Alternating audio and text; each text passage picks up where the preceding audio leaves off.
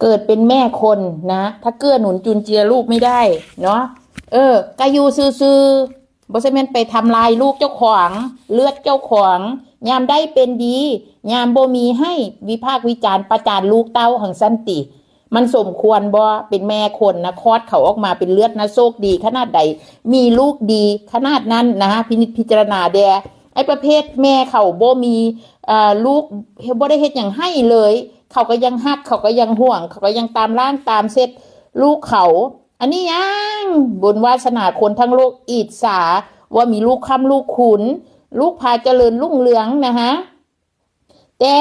อารมณ์ไบโพล่าของแม่คอยซีเอานิสัยเจ้าของนะทำร้ายลูกเจ้าของบอกคือว่าแม่เอ๋ยนะฝากถึงแดแม่ผู้ใดเป็นแบบนี้พินิจพิจารณานะ